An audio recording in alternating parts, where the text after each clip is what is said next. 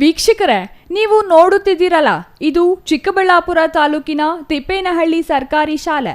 ಇದೇ ಶಾಲೆಯ ಕಾಂಪೌಂಡ್ಗೆ ಹೊಂದಿಕೊಂಡೇ ಇದೆ ಟ್ರಾನ್ಸ್ಫಾರ್ಮರ್. ಇಲ್ಲಿರೋ ಟ್ರಾನ್ಸ್ಫಾರ್ಮರ್ ಮೊದಲಿನಿಂದ ಇರೋದಲ್ಲ, ಬದಲಿಗೆ ಇತ್ತೀಚೆಗೆ ರಾಷ್ಟ್ರೀಯ ಹೆದ್ದಾರಿ ಪ್ರಾಧಿಕಾರದವರು ರಾಷ್ಟ್ರೀಯ ಹೆದ್ದಾರಿ 234 ಅಭಿವೃದ್ಧಿ ಪಡಿಸಲು ಕಾಮಗಾರಿ ಆರಂಭಿಸಿದಿರಲ್ಲ, ಆಗ ಎಲ್ಲೋ ಇದ್ದ ಟ್ರಾನ್ಸ್ಫಾರ್ಮರ್ ತಂದು ಇಲ್ಲಿ ಹಾಕಿದ್ದಾರೆ. ಇಲ್ಲಿ ಮಕ್ಕಳು ಆಟವಾಡುತ್ತಿರುತ್ತಾರೆ. ಮಕ್ಕಳಿಗೆ ಇದು ಅಪಾಯ.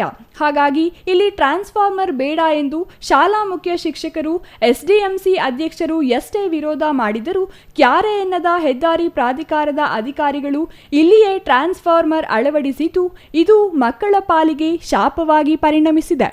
ಪ್ರತಿನಿತ್ಯ ಶಾಲಾ ಅವಧಿಯಲ್ಲಿಯೇ ಮಕ್ಕಳಿಗೆ ದೈಹಿಕ ಶಿಕ್ಷಣ ತರಗತಿಗಳು, ಆಟಗಳು ನಡೆಸುವುದು ಸಾಮಾನ್ಯ. ಹೀಗೆ ಆಟ ಆಡಲು ಹೊರಗೆ ಬರುವ ಮಕ್ಕಳನ್ನು ಟ್ರಾನ್ಸ್ಫಾರ್ಮರ್ ಬಳಿ ಸುಳಿಯದಂತೆ ತಡೆಯುವುದೇ ಶಾಲಾ ಶಿಕ್ಷಕರಿಗೆ ದೊಡ್ಡ ಸಮಸ್ಯೆಯಾಗಿ ಪರಿಣಮಿಸಿದೆ. ಹಾಗಾಗಿಯೇ ಹಲವು ಬಾರಿ ಈ ಟ್ರಾನ್ಸ್ಫಾರ್ಮರ್ ಬದಲಿಸುವಂತೆ ಹೆದ್ದಾರಿ ಪ್ರಾಧಿಕಾರದ ಅಧಿಕಾರಿಗಳಿಗೆ ಮನವಿ ಮಾಡಿದರೂ ಅವರು ಇತ್ತ ಗಮನ ಹರಿಸಿಲ್ಲವಂತೆ. ಹಾಗಂತ ಶಾಲೆಯ ಮುಖ್ಯ ಶಿಕ್ಷಕಿಯವರೇ ಹೇಳಿದ್ದಾರೆ, ಕೇಳಿ. ನಮಸ್ಕಾರ, ನನ್ನ ಹೆಸರು ಗಾಯತ್ರಿ ಅಂತ. ನಾನು ಸರ್ಕಾರಿ ಹಿರಿಯ ಪ್ರಾಥಮಿಕ ಶಾಲೆ ತಿಪ್ಪೇನಹಳ್ಳಿಯಲ್ಲಿ ಮುಖ್ಯ ಶಿಕ್ಷಕಿಯಾಗಿ ಕೆಲಸ ನಿರ್ವಹಿಸ್ತಾ ಇದ್ದೇನೆ. ನಮ್ಮ ಶಾಲೆಯ ಹೊರಗಡೆ ಟ್ರಾನ್ಸ್ಫಾರ್ಮರನ್ನು ಅಳವಡಿಸಿರ್ತಾರೆ. ಅದು ಈಗ ಮಕ್ಕಳಿಗೆ ಸಂಜೆ ಆಟ ಆಡಬೇಕಾದ್ರೆ ಎಲ್ಲನೂ ಕಾಂಪೌಂಡ್ ಗೋಡೆ ಹತ್ತಿದಾಗ ಅದು ತಗುಲುವ ರೀತಿಯಲ್ಲಿರುತ್ತೆ. ಮುಂದೆ ಅನಾಹುತಗಳಾಗೋಗ್ತಕ್ಕಂಥ ಅವಕಾಶಗಳು ಹೆಚ್ಚಾಗಿರುತ್ತೆ. ದಯವಿಟ್ಟು ಇದನ್ನು ತೆಗೆದು ನಮಗೆ ತೆರವುಗೊಳಿಸ್ಕೊಡ್ಬೇಕಾಗಿ ಈ ಮೂಲಕ ವಿನಂತಿಸ್ಕೊಳ್ತೇನೆ. ಕೇಳಿದ್ರಲ್ಲ, ತಿಪ್ಪೇನಹಳ್ಳಿ ಸರ್ಕಾರಿ ಶಾಲೆ ಮುಖ್ಯ ಶಿಕ್ಷಕಿ ಗಾಯತ್ರಿ ಅವರ ಮಾತುಗಳನ್ನು.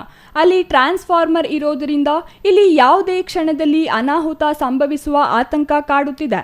ಅದನ್ನು ಶಾಲಾ ಸಮೀಪದಿಂದ ತೆರವುಗೊಳಿಸಲು ಪದೇ ಪದೇ ಮನವಿ ಮಾಡಿದರೂ ಅಧಿಕಾರಿಗಳು ಗಮನವೇ ಹರಿಸಲಿಲ್ವಂತೆ.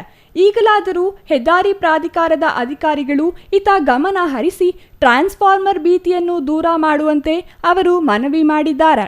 ಇನ್ನು ಸರ್ಕಾರಿ ಶಾಲೆ ಎಸ್ಡಿಎಂಸಿ ಅಧ್ಯಕ್ಷ ವೆಂಕಟೇಶ್ ಮಾತನಾಡಿ, ಹೆದ್ದಾರಿ ಪ್ರಾಧಿಕಾರದವರು ಶಾಲಾ ಮಕ್ಕಳಿಗೆ ತೀವ್ರ ತೊಂದರೆ ನೀಡುತ್ತಿದ್ದಾರೆ.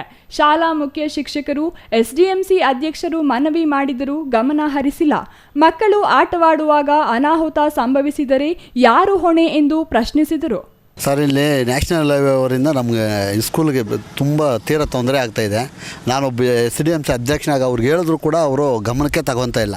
ಕಾರಣ ಏನಂದರೆ ಸರ್, ಇದು ಟ್ರಾನ್ಸ್ಫಾರಮು 100 ಮೀಟ್ರ್ ದೂರ ಇರಬೇಕು ಕಾಂಪೌಂಡಿಂದ. 11 KV ಬಂದು ಹತ್ತಿರ ಇರೋದ್ರಿಂದ ನಮ್ಮ ಮಕ್ಕಳು ಸ್ಕೂಲು ಬಿಟ್ಟಾಗ ಇಲ್ಲ ಸ್ಕೂಲ್ ಟೈಮಲ್ಲಿ ಆಟ ಆಡೋವಾಗ, ಸ್ಪೋರ್ಟ್ಸ್ ಆಡೋವಾಗ ಬಾಲನಾದರೂ ಬಂದರೆ 11 KVಗೆ ಟಚ್ ಆಗಿ ಮಕ್ಕಳಿಗೆ ತೀರ ಅನಾನುಕೂಲ ಆಗುತ್ತೆ. ಅದರಿಂದ ಸ್ವಲ್ಪ ಹೇಳಿದ್ರೆ ಅವ್ರು ಕೇಳ್ತಾನೆ ಇಲ್ಲ ಸರ್. ಸುಮಾರು ಅವ್ರಿಗೆ ಕಾಂಟ್ರಾಕ್ಟರ್ಗೆ ಒಂದು 50 ಸತಿ ಹೇಳಿದ್ದೀನಿ, ಫೋನೇ ಮಾಡಿದ್ದೀನಿ, ಫೋನೇ ಲಿಫ್ಟ್ ಮಾಡಲ್ಲ. ಅದಕ್ಕೆ ಒಂಚೂರು ಸರಿ ಮಾಡಿಕೊಡ್ಬೇಕು ಅಂತೇಳಿ ನಿಮ್ಮಲ್ಲಿ ಮನವಿ ಸರ್. ಮಕ್ಕಳು ಆಟವಾಡುವಾಗ ಅನಾಹುತ ಸಂಭವಿಸಿದರೆ ಯಾರು ಹೊಣೆ ಎಂದು ಪ್ರಶ್ನಿಸಿರುವ ವೆಂಕಟೇಶ್, ಗುತ್ತಿಗೆದಾರನಿಗೆ ಎಷ್ಟು ಬಾರಿ ಹೇಳಿದರೂ ಗಮನವೇ ಹರಿಸಿಲ್ಲ ಎಂದು ಆರೋಪಿಸಿದರು. ಸರ್, ಇಲ್ಲಿ ಜಕ್ಕಲಮಡಗದ ಪೈಪ್ಲೈನು ಹೊರಟೋಗ್ಬಿಟ್ಟು ಸುಮಾರು 4 ತಿಂಗಳಾಗಿದೆ. ಅಲ್ಲಿ ನೀರು ಓಪನ್ ಆಗಿಬಿಟ್ಟು ಅಲ್ಲೇ ನಿಂತ್ಕೊತವೆ. ತಿರುಗಿ ನೀರು ಅದೇ ನೀರನ್ನ ಎಳ್ಕೊಂಡು ನಗರದವ್ರು ಕುಡಿತಾ ಇದ್ದಾರೆ. ನಮ್ಮ ತಿಪ್ಪೇನಹಳ್ಳಿ ಪಂಚಾಯತಿ ಇಲ್ಲೇ ಮೇಯ್ನು ಇದೋಗಿದೆ, ಪೈಪು ಒಡೆದೋಗಿದೆ ಸರ್. ಅವರು ಗೇಟ್ ವಾಲು ನಮ್ಮ ವಾಟರ್ ಮೇನು ಪಾಪ ಕೈಗೆ ತೋಡ್ತಾರೆ. ಅವರು ಅದನ್ನು ಸರಿಪಡಿಸ್ತಾ ಇಲ್ಲ. ನ್ಯಾಷನಲ್ ಹೈವೇ ಅವರಿಂದ ನಮ್ಮೂರಿಗೆ ತೀರ ತೊಂದರೆ ಆಗ್ತಾಯಿದೆ.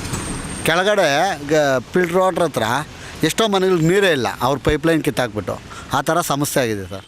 ಒಟ್ಟಿನಲ್ಲಿ ರಾಷ್ಟ್ರೀಯ ಹೆದ್ದಾರಿ ಪ್ರಾಧಿಕಾರದ ಅಧಿಕಾರಿಗಳ ನಿರ್ಲಕ್ಷ್ಯ ಇದೀಗ ಬಯಲಾಗುತ್ತಿದ್ದು, ಇಲ್ಲಿನ ಶಾಲೆಯ ಸಮಸ್ಯೆಗೆ ಕೂಡಲೇ ಪರಿಹಾರ ನೀಡದಿದ್ದರೆ ಹೆದ್ದಾರಿ ಪ್ರಾಧಿಕಾರದ ವಿರುದ್ಧ ಹೋರಾಟ ನಡೆಸುವ ಎಚ್ಚರಿಕೆಯನ್ನು ತಿಪ್ಪೇನಹಳ್ಳಿ ಗ್ರಾಮಸ್ಥರು ನೀಡಿದ್ದಾರೆ.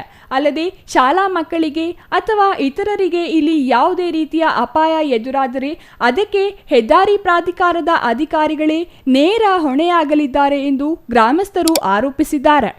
Nandakumar, CTV news, Chikkaballapur.